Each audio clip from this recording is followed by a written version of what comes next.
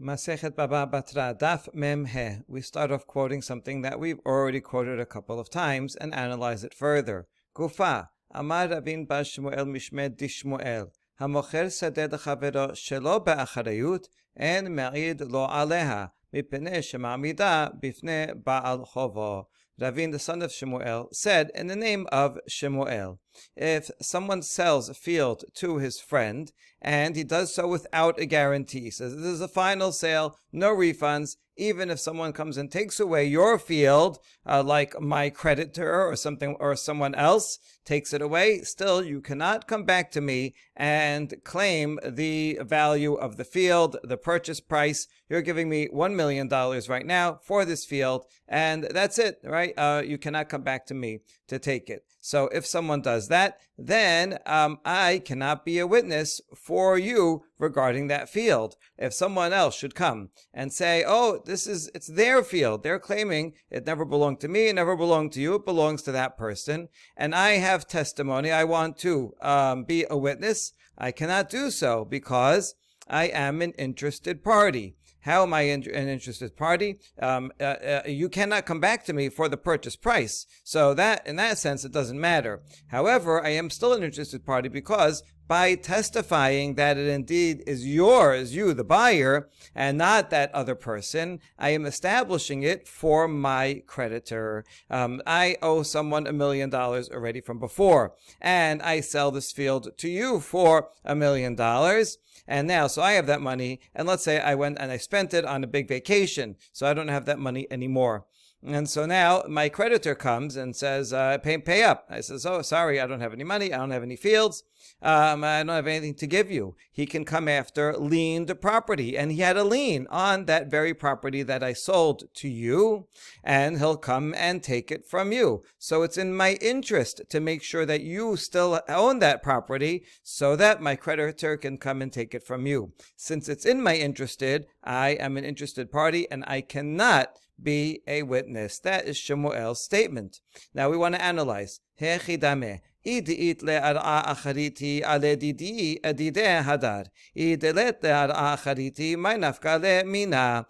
is the case? Do I, the seller, have other property under my possession? If I do have other property, then the creditor will take that property, right? So I have another field that's also worth $1 million.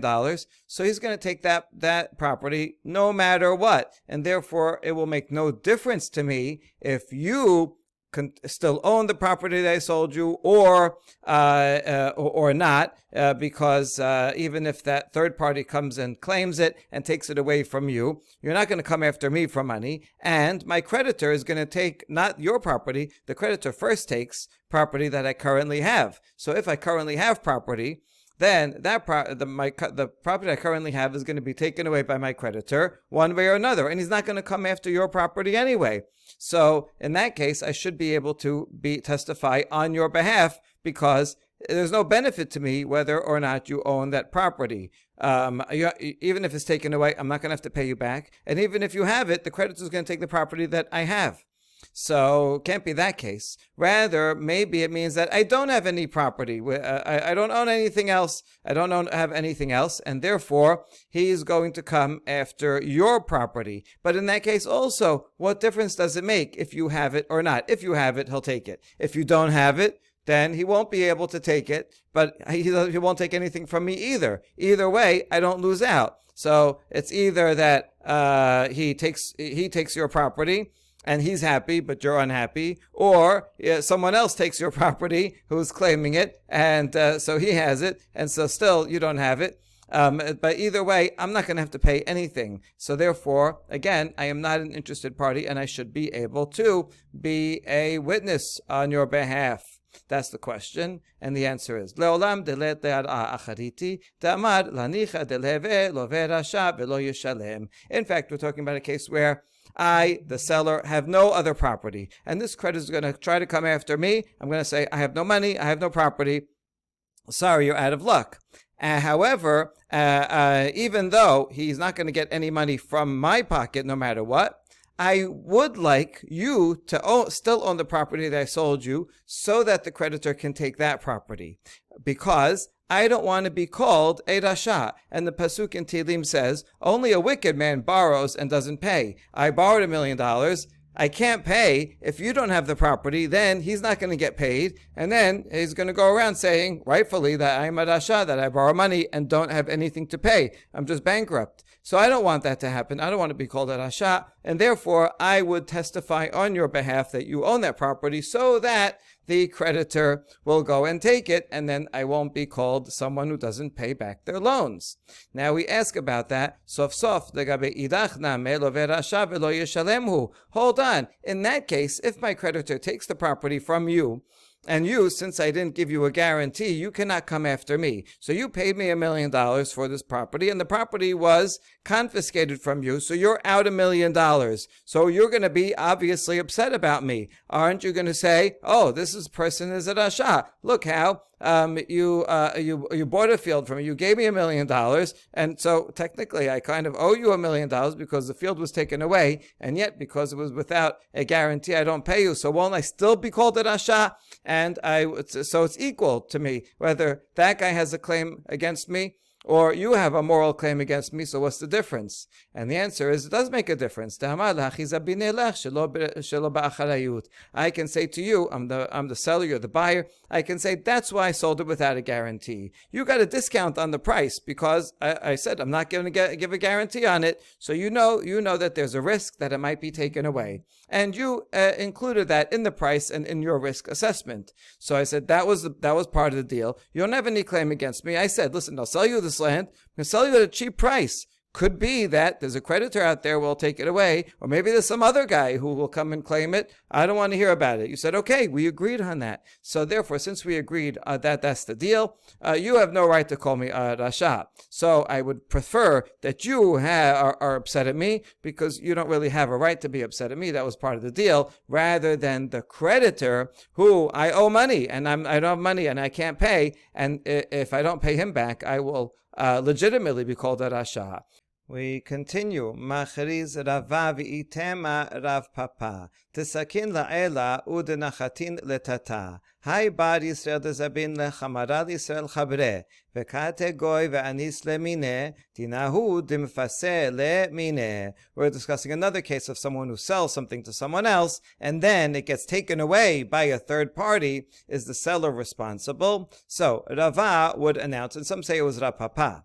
Anyone who makes aliyah, goes from Bavel to Eretz Yisrael, or the other way around, goes from Eretz Yisrael down to Bavel, he would tell them, listen, any Jew who sells a donkey to another Jew, his friend, if a non-Jew should come and forcibly take that donkey away from the buyer, then the law is that the seller has to go and rescue that donkey. And if he can't rescue it, then he has to pay the money back. In other words, the seller is responsible to guarantee the donkey in case the donkey is confiscated. The idea is that if a non-Jew comes and takes it, we suspect that perhaps that non-Jew had a legitimate right to that donkey. And the seller, never belonged to the seller to sell it in the first place. And therefore the buyer can come and say, hey, you sold me a donkey that belongs to that non-Jew. He came and took it away. So I want my purchase price back. So that's Rava's law. However, we limit this law. And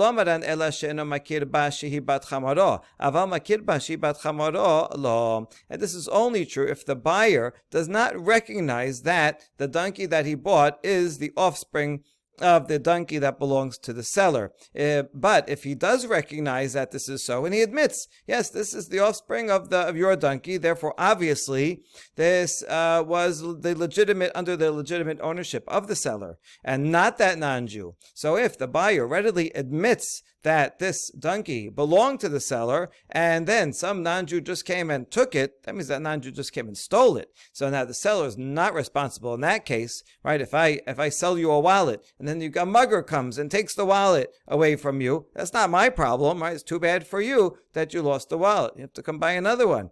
But if it's not clear that this belonged to the seller in the first place, then the seller has to make up for that price or go find the donkey and get it back from that non-Jew.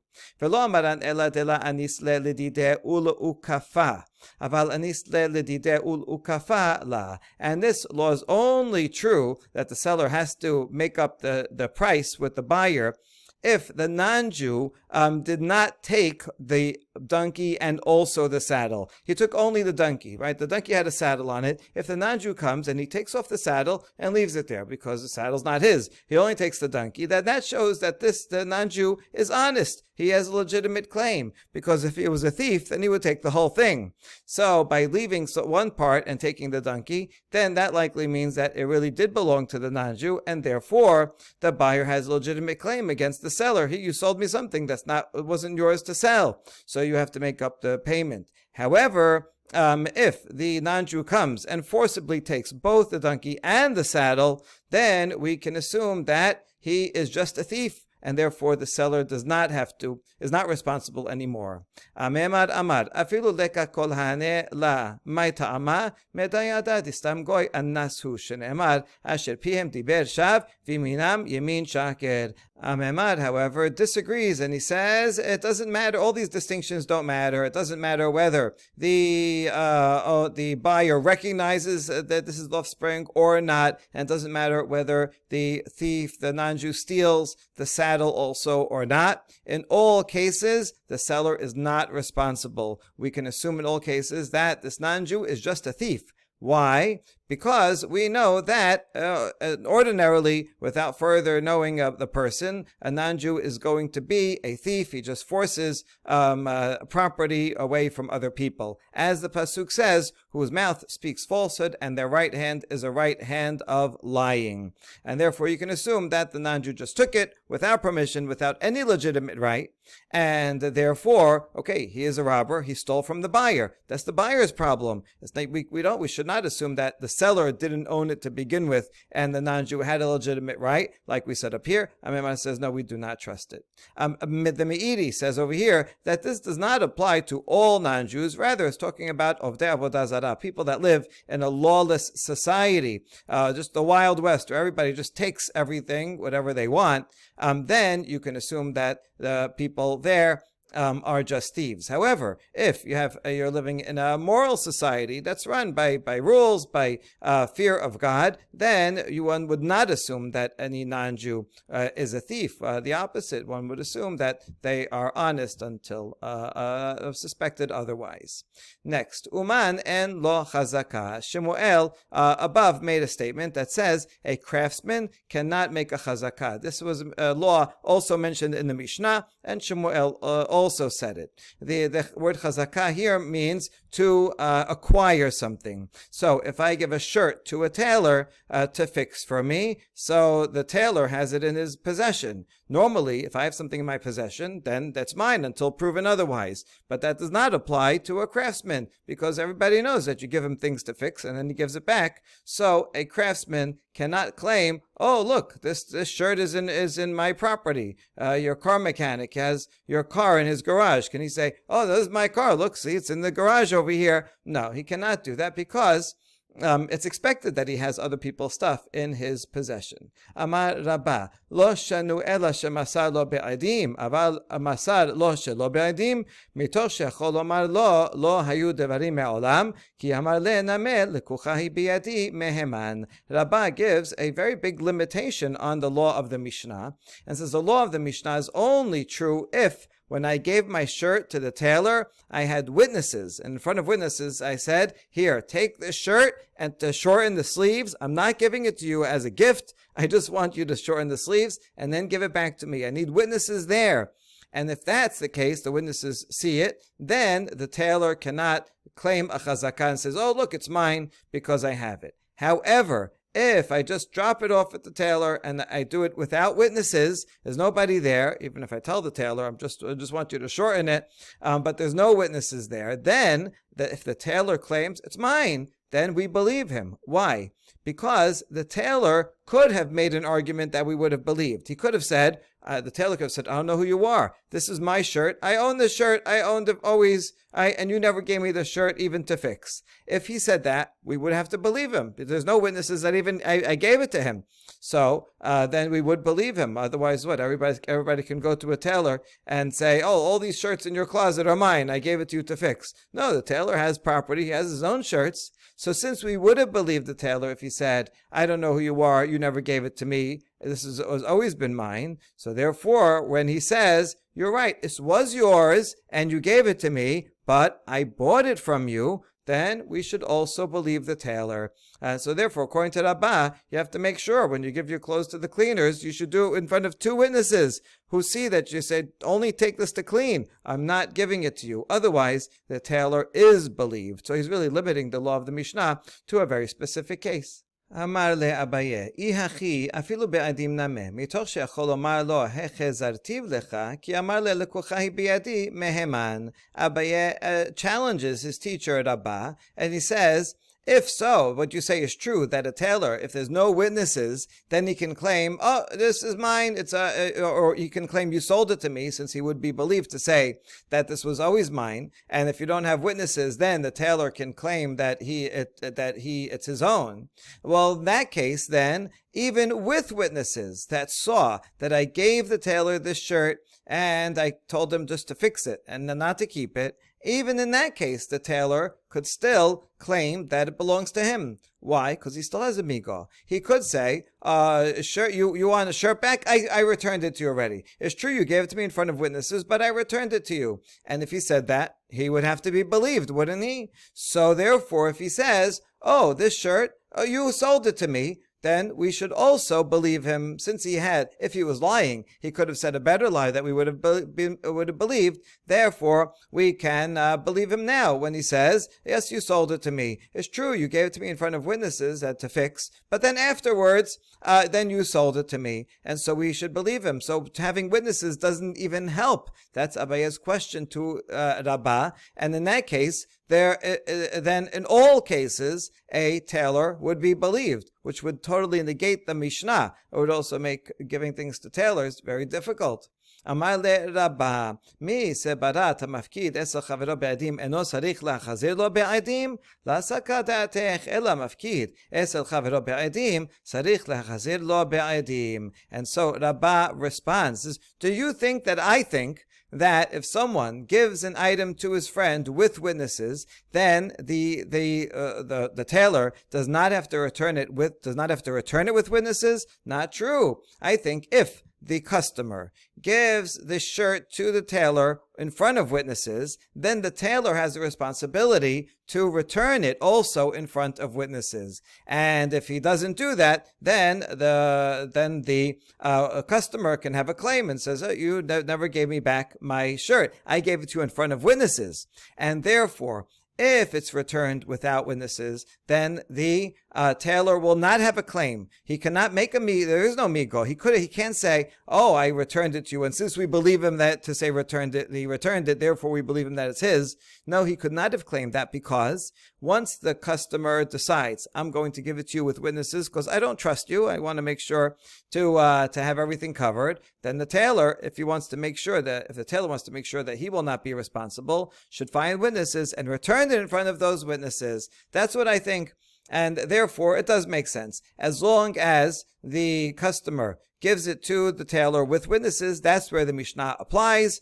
And as long as he does so, the tailor will not be able to claim a chazakah. If the customer takes a risk and does it without witnesses, well then, that will be a problem. The tailor would be able to say, oh no, you just gave it to me, you gave it to me as a gift, or you sold it to me. So therefore, the Mishnah is talking about a case where it is with witnesses, and don't worry about that, because if he gives it with witnesses, then it has to also be returned with witnesses. Okay, good. So Rabbah answered the question, but now we have a follow-up challenge.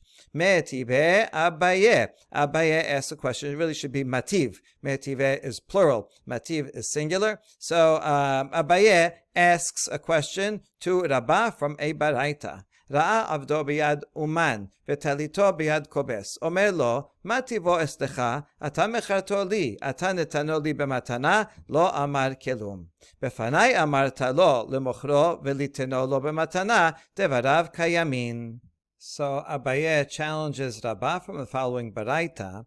If someone sees his own slave that is with a craftsman, the craftsman is not fixing the slave, rather he gave the slave to the craftsman in order to learn how to do that art as an apprentice. So he deposits the slave here. Can you train my slave? And so he sees him there, or he sees his garment is with the launderer. And the owner of the slave or the garment asks the craftsman, what is my slave or my garment doing in your possession? And the craftsman says, you sold it to me, or you gave it to me as a gift. We do not believe the craftsman because that's the rule. Like the Mishnah said, that an uman cannot make a chazakah. He cannot grab onto a garment and claim it's his, nor can he say, oh, this slave has been with me for 3 years, therefore it's mine. No, because he's a craftsman. So just because he says, well, I'll have him for a long time, it's mine, we don't believe him because he's a craftsman. And he usually has apprentices or has a laundry, other people's clothing that he launders for him. That's the resha. However, if this laundryman says, you said in front of someone else that person should sell it to me or give it to me as a present, then his words are believed. In other words, this garment is at the launderer. The owner of the garment, the customer, comes and says, what are you doing with my garment? And if the launderer says, listen, I was there when you told your agent, a third party, you instructed that person to take your garment and sell it to me, or to give it to me as a gift, then he is believed. So for some reason, there's a difference whether he says, you sold it to me directly, he's not believed, and whether he says, you told an agent to sell it to me, in which case he is believed. But what's the difference? Why should it make a difference whether he claims you sold to me directly or through an agent? So we have to clarify what this whole thing means before we can even ask the question. What is the difference between the first case and the second case? So Rabbah is going to explain to Abaye what the difference is, and then Abaye will follow up with the question. Amar Rabbah, sefa b'yoseh mitachet yedei acher. Rabbah says, no, the sefa is not when it's in the hands of the launderer, but rather when the garment is in the hands of that third party, of someone else.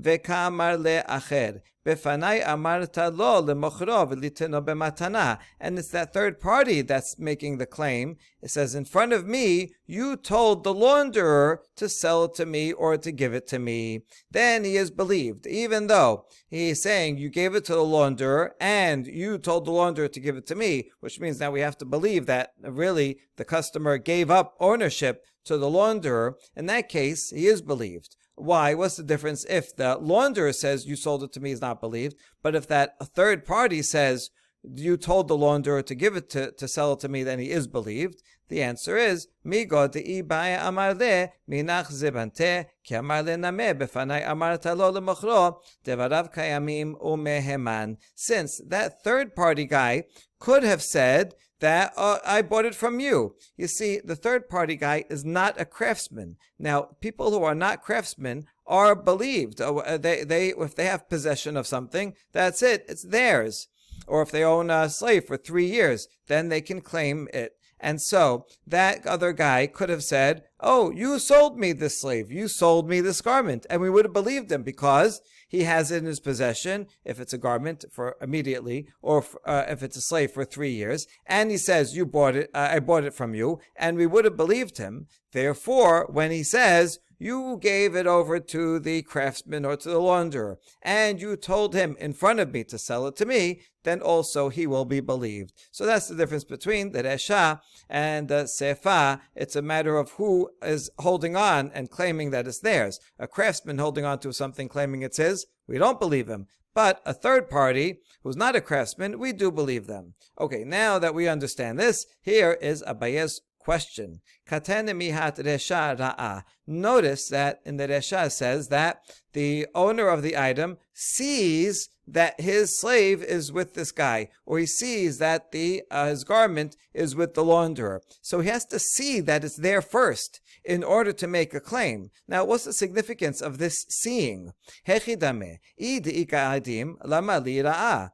If the laundry, the clothing, was given over in front of witnesses and the customer said, here's the laundry, I want you to clean it and return it to me, then why does he need to see it also? Even if he can't see. There's no windows in this launderer shop. He can't see into it, but he has witnesses that he gave him the laundry, so he can just go in and make a claim and say, hey, I gave you this stuff, and you never gave it back to me. Remember, Rabbah just agreed that if you give something to a launderer with witnesses, then he has to return it with witnesses. And if he doesn't have witnesses that he returned it, then I can make a claim against him and say, return my items. If he says if he doesn't have it, then you have to pay me for those items. So it makes no difference if I see them in your shop or not.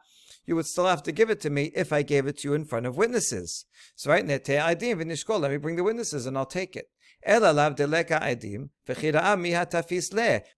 it must be that there are no witnesses. I gave you the laundry, I gave you the clothing, there were no witnesses there. However, when there are no witnesses, right, Rabbah said that if I give something without witnesses, then the tailor has a chazakah, because he has a migo. He could have said that you sold it to me, and therefore I cannot get it back. And yet, this baraita does not say so. This baraita says that as long as I see my clothing in the shop, right, I see it back there on that hanger. What are you doing with my clothing there? As long as I see it, I can get it back, and the tailor does not have a chazakah. But Rabbah didn't say that. Rabbah said that the Mishnah that says Uman has no chazakah is only with witnesses. He has no chazakah. If I give it without witnesses, then he has a migo, and I, the customer, cannot get it back. What's the difference if I see it in the shop or not? So that's the challenge against Rabbah, and Rabbah answers, Lo le'olam ti'ika edim vehu dera'ah. No, in fact, we are talking about a case where there are witnesses, and even with witnesses, I have to be able to see it. Now, this is questionable, because why would I have to do both? If I have witnesses that I gave it to you, and then I should be able to get it back no matter what, because, right, Rabbah said, if I give it with witnesses, then you have to return it with witnesses. And so if you don't have witnesses that you returned it, then I have a proper claim, no matter what, even if I didn't see it. So Rabbah is answering this, but Abaye is going to challenge him again. Abaye says, you're the one that you just admitted to me and said and agreed that if I give you something with witnesses, you have to give it back with witnesses. And if you don't have witnesses that you gave it back, then I can claim it, even if I don't see it in your shop. So why do I have to see it in your shop? Amarle hadaribi. And Rabbah says, oh, I retract that opinion. Okay, so now we have a new, we have a shifting goal. Rabbah now says that, okay, I no longer agree that if you give something with witnesses, you have to get it back. In fact, you don't have to give it back. Instead, the main criteria is, do you see it in my shop also? So if I give you something with witnesses, and then I come and claim I don't see it in your shop, then the tailor can always claim, what are you talking about? I returned it to you. And then I would have to believe him, because he does not have to return it with witnesses. So even though I have witnesses that I gave it to you to clean, but you can say, I returned it, since you don't have to return it with witnesses, and I would have no claim, and therefore I wouldn't be able to get it back from you. However, if I see it through the window, I see you have it on a hanger right there behind you, then you, the tailor, can no longer claim that you returned it to me, since I gave it to you with witnesses to saying that just clean this, it's not yours, and you still have it, then you have to return it. And so now we understand, according to Rabbah, if I give it to you with witnesses and I also see that it's there, then you have to return it. But if I gave it to you with witnesses and I don't see it, then the tailor can claim a chazakah. And also, if I give it to you without witnesses, also the tailor can claim a chazakah, because, even if I see it, because the tailor can say, you sold it to me. All right, so now Rabbah answered so far all the questions. But Rabbah is going to follow up. Mativ Rava lesayoe le Rabba. So now Rava, the fourth generation student of Rabba, brings a baraita to support Rabba. Mativ is generally a question, so this would be a question, a challenge against Abaye from a baraita. If it's a challenge to Abaye, then it's also a support to Rabba. And here's the baraita.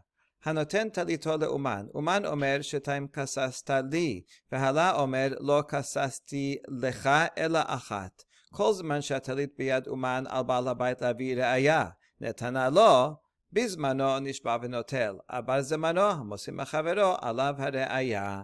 If someone gives his garment to a craftsman, to a tailor to fix, and then he does the job, and now he wants to come pick it up, and the tailor says, you owe me 2 dinar, and the customer says, no, we decided that the price is going to be 1 dinar. Now it's not clear who's right, so what do we do? Well, it depends. If the garment is still in the hands of the tailor, well then the customer will have to bring absolute proof, witnesses or something, that in fact the price was only 1. The reason, as we're going to see in a second, is because the tailor has a migo. He could say, this is mine. Or you sold it to me. Since he could claim that, therefore he's believed whatever he says. And so if the tailor says, you owe me 2, then the customer has to pay 2. However, once the tailor returns the item back to the customer, then it also depends. If it's the very same day that he returned it, then the tailor can make a vow and collect the 2 coins. Because the very same day, we assume that the tailor remembers. That's a general rule, that the one doing the work, the worker, the laborer, knows how much it is and whether he got paid or not. Rather than the boss, who will not necessarily remember. So if it's the very same day, then he makes a vow that it was 2 and collects 2. However, if he comes to collect after the fact, it's already a day or more after he returned the garment, well then we say the burden of proof rests on whoever is trying to remove it. And since he returned the garment to the customer, so the burden of proof will be on the tailor. So the customer will just pay 1 unless the tailor has witnesses or some other written document or proof that in fact it was 2. Okay, that's the braita. Now, here's how we're going to use it as a support for Rabbah. If we're talking about a case where there are witnesses that were there when the customer gave the item to the tailor, well, then they would know. And we can ask them, witnesses, you were there. What did they say? Did they say they're going to pay 1 coin or 2 coins? And so it can't be that case, because then it would be clear. There would be clear witnesses. Rather, must be that there were no witnesses when the customer gave the garment to the tailor. And yet it says that as long as the garment is still with the tailor is believed. If the tailor says, we agreed to 2 coins, then he has to pay 2 coins. Why is he believed? Since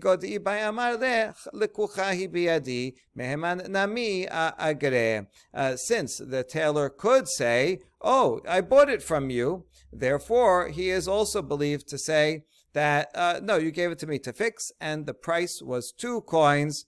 He is believed. Now, this migo is precisely what Rabbah said above. Rabbah said when he was commenting on the statement of Shemuel that a tailor or craftsman has no chazakah, he said that's only if it was given with witnesses, then he has no chazakah. But without witnesses, then the tailor can say, this is mine. Why can he say it's mine? Because he would be believed if he said, oh, you gave it to me and you sold it to me. Since he would be believed to say that, he can say, he's believed to just say it's mine. And so therefore, he has a chazakah, and this sounds like it's a good proof for Rabbah that because there are no witnesses, the tailor is believed to claim that it belongs to him. But we reject this proof. No, it could be that originally it was given without witnesses. As we said, it has to be without witnesses because otherwise witnesses would know whether they agreed to 1 coin or 2 coins.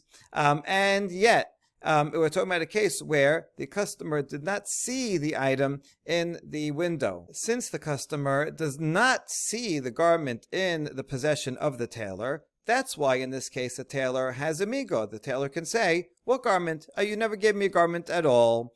So since he could claim that and he would be believed, therefore he is also believed now that he says, yes, you're right, I do have your garment, but we agreed on 2 coins and you have to pay 2 coins. Okay, fine. This would prove that if the customer does not see the garment, then and there's also no witnesses, then the tailor has a chazakah. But what if the customer does see the garment there behind in the store in the possession of the tailor? If he sees it, then that breaks the migo. The tailor can no longer claim you never gave it to me, or you gave it to me but I returned it. No, I see it, it's right there.